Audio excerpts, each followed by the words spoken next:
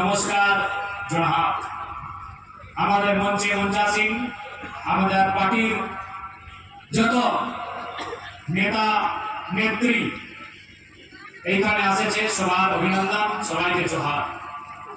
মিডিয়ার বন্ধু, স্থানীয় প্রশাসনের টিম, সবাইকে জোহার। আপনি সবাই জানে कि आज जो कार्यक्रम घोटशिला की पावन धरती में, इस कार्यक्रम का उद्देश्य आगामी 23 तारीख को पश्चिम बंगाल में विधानसभा के चुनाव का प्रथम चरण का वोटिंग होना। आप सभी जानते हैं कि भारत देश लंबे समय तक अंग्रेजों के अधीन रहा और जब अंग्रेज इस देश को छोड़कर जाने लगे तब हमारे पास सबसे बड़ी चुनौती थी, इस देश को चलाया कैसे जाएगा, इस देश को आगे बढ़ाया कैसे जाएगा। ये सबसे बड़ा हमारे पास चैलेंज था कि भाई इस देश को आगे कैसे बढ़ाएंगे। भारत देश जहां विभिन्न भाषाएं बोली जाती है, जहां लोग अलग प्रकार के खान पान, पहनावा उनका अलग, रीति रिवाज उनका अलग, धर्म उनका अलग, भगवान भी उनका अलग है।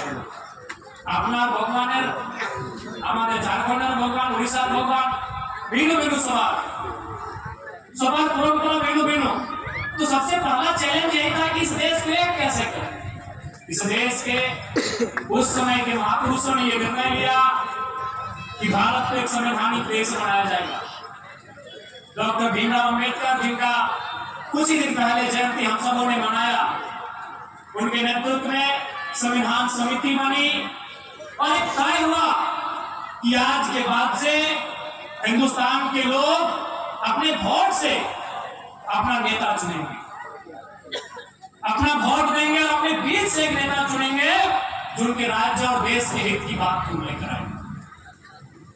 आज ये दुर्भाग्य की बात है, जो वोट की वैल्यू हमारी है, जो लोग आज जमीन पर बैठे हैं, मिडिल क्लास के लोग, गरीब किसान मजदूर, वही वोट की वैल्यू अंबानी अडानी की भी। अगर हम एक वोट देते हैं तो गिनती एक होता है। अंबानी जी में अगर एक वोट देते हैं तो गिनती एक होता है। लेकिन आज देखिए, अंबानी जी को मालूम है वोट कहां देना, अडानी जी को मालूम है वोट कहां देना है, किस पार्टी को देना है जो हमारा फायदा पहुंचाएगा। अडानी जी वोट मोदी जी को देते हैं, उनको मालूम है मोदी जी को वोट देंगे तो हमको जमीन अवेलेबल कराएंगे। अगर उनको झारखंड में वोट देंगे तो गोड्डा में जमीन दिलाएंगे। जोरत पड़ा तो बस्तर का जंगल भी हमारे नाम कर देंगे, अरावली की पहाड़ भी कटवा देंगे। यानी एक उद्योगपति जिसके पास इतना पैसा है कि आने वाले 100 साल तक उसके घर में रोजी रोजगार की कोई कमी नहीं होगी, और उसको चिंता है कि हमको वोट किसको देना है जो हमको फायदा पहुंचाएगा। लेकिन जनता को मालूम ही नहीं वोट का, जनता को मालूम ही नहीं हमारा मुद्दा क्या है, हम क्यों वोट करेंगे। जनता को मालूम ही नहीं है कि हम क्यों वोट करने जा रहे हैं। वोट आया है, नेता गांव में आए, प्रचार अच्छा लगा, कुछ खर्चा पानी दिया गया और हमने वोट कर दिया।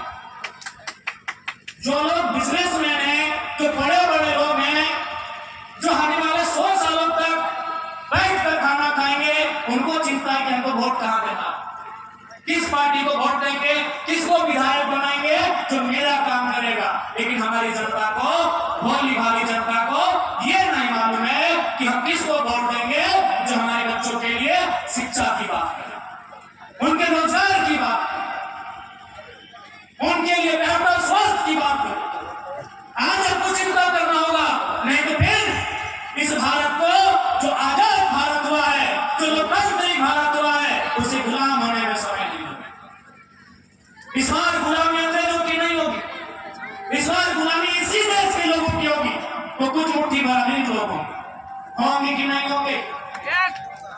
आज बताइए, आज जो देश की परिस्थिति है, आज आपको स्वच्छ पानी नहीं मिल रहा है, माताएं बहने बैठी माয়ের মাসিরা কি রাখে এখানে এসেছে,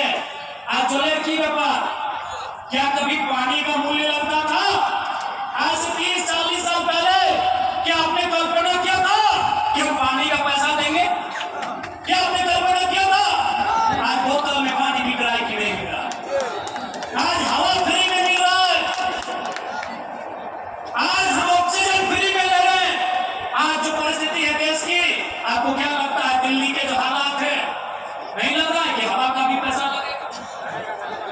इसीलिए मैंने कहा कि अब गुलामी अंग्रेजों का नहीं होगा, अब गोरे नहीं आएंगे गुलाम करने, अब ब्रिटिश के लोग नहीं आएंगे गुलाम करने। इस देश के पूंजीपति, इस देश के उद्योगपति, इस देश के अमीर लोग आपको गुलाम करने का काम करेंगे। और आपकी ताकत आपकी वोट, आपका ताकत आपका वोट है, आपका ताकत आपकी एकजुटता है।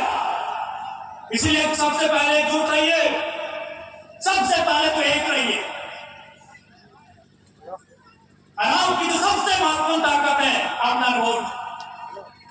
आज नरेंद्र मोदी जी कहते हैं कि हम चाय बेचते थे, इतना पावरफुल कैसे बने? आपकी वोट से।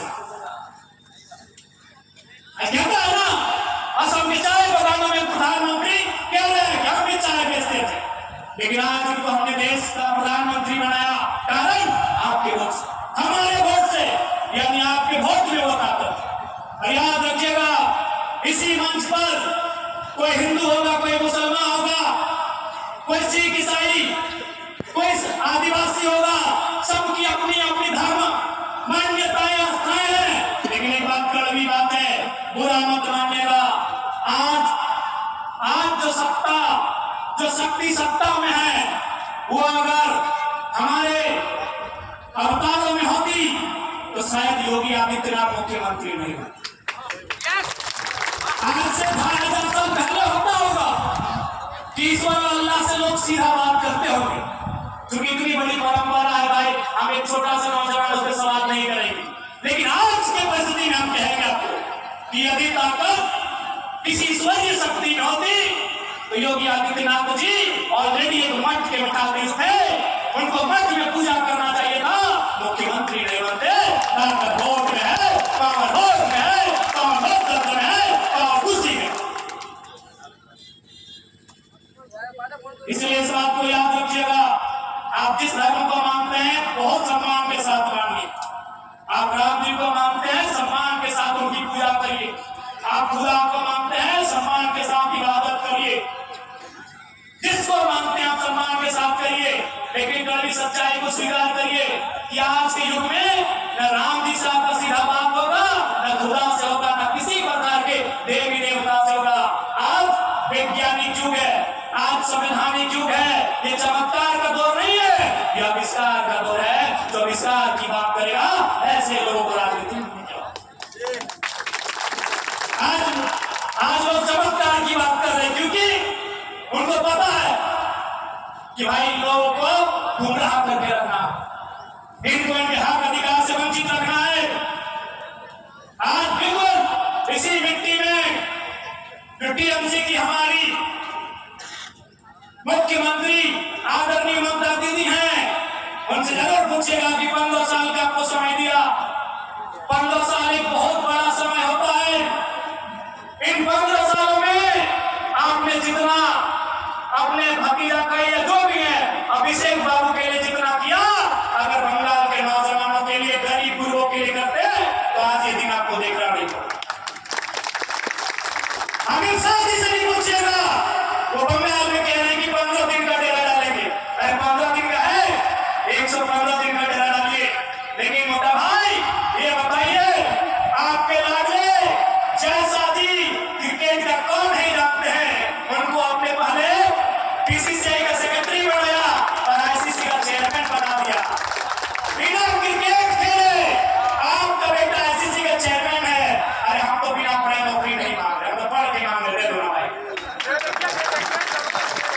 बिना क्रिकेट चले, बिना क्रिकेट को जाने आपका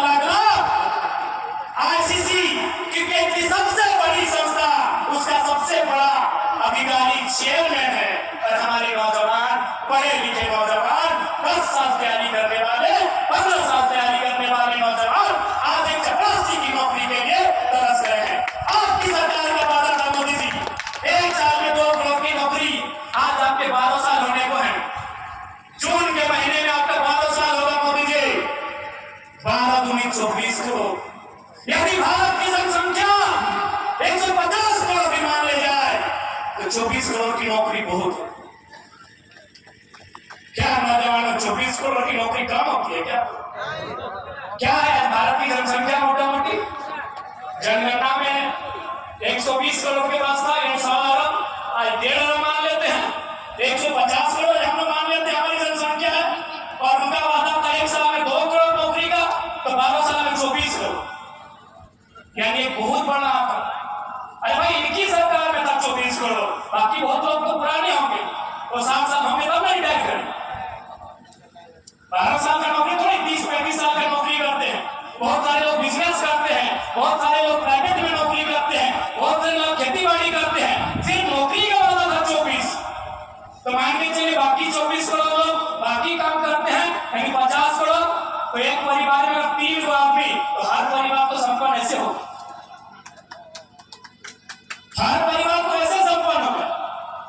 एक परिवार में अगर 4, 5, 6 लोग भी बनते हैं तो 24 करोड़ नौकरी बहुत ज्यादा। इसलिए दोनों से सवाल होगा, क्योंकि एक ने इस राज्य की सत्ता को 15 साल संभाला है और एक ने दिल्ली की सत्ता को पिछले 12 साल से संभाल कर रखे हैं, और आप जनता को केवल डराने का काम करते हैं, केवल डराने का काम करते हैं। क्योंकि ये नए जमाने की पॉलिटिक्स का ट्रेंड बन चुका है कि जनता को डराइए, उनका वोट लीजिए और अपना काम बनाइए। इसलिए आज केवल जयपुर और बाराबंकी ही नहीं, बंगाल के 294 सीटों में जहां जहां ऐसे नौजवान चुनाव लड़ रहे हैं जो बंगाल के लिए कुछ करना चाहते हैं, जो यहाँ के नौजवानों के लिए, यहाँ की बहनों के लिए, यहाँ के बुजुर्गों के लिए अगर भला सोचे हैं, उनको उन सीटों से जिताने का काम करिए हम, क्योंकि ताकत